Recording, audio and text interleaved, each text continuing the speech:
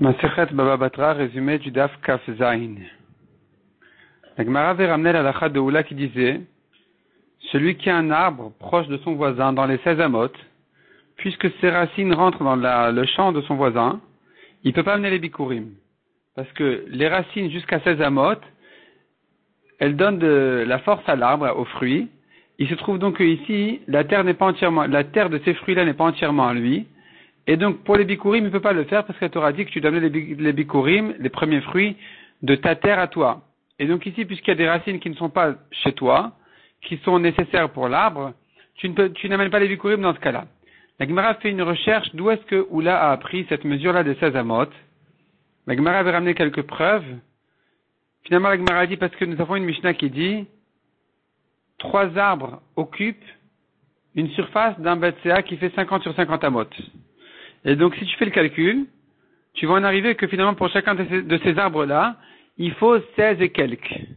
16 et quelques de chaque côté, de tout autour de l'arbre. Et c'est de là que Oula a compris que 16 amot, les racines, elles sont nécessaires pour l'arbre. Dans les 16 amot, ils puisent de la terre.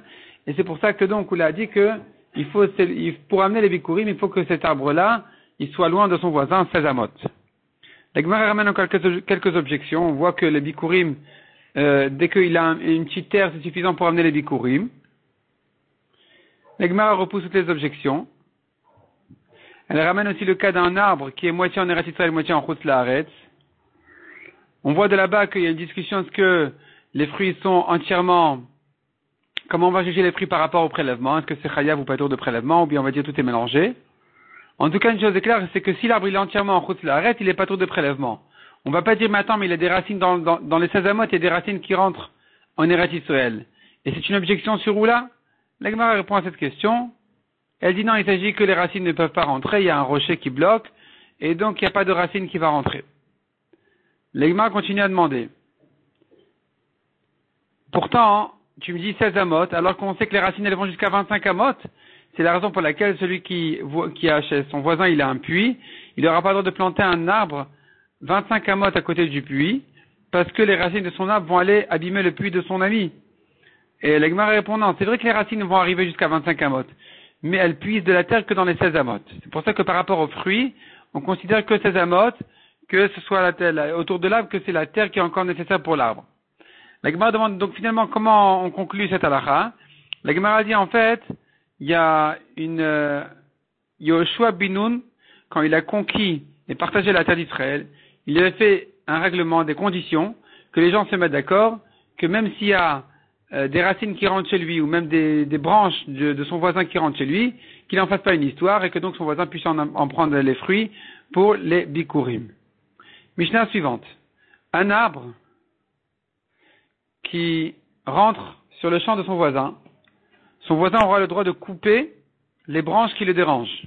C'est-à-dire, il y a la hauteur du bâton avec l'aiguille qui sert à diriger l'âne ou la vache sur les sillons pour labourer la terre.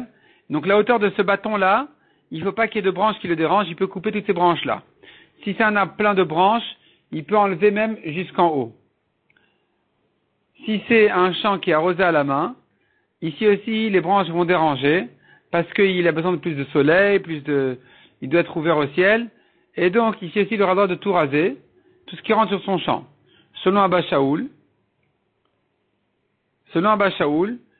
ce qu'on a dit au début de la Mishnah qu'il aura droit de couper les branches jusqu'à la hauteur du bâton, en fait, Abba Shaul il dit, en fait, il peut raser entièrement, sauf si c'est un arbre fruitier.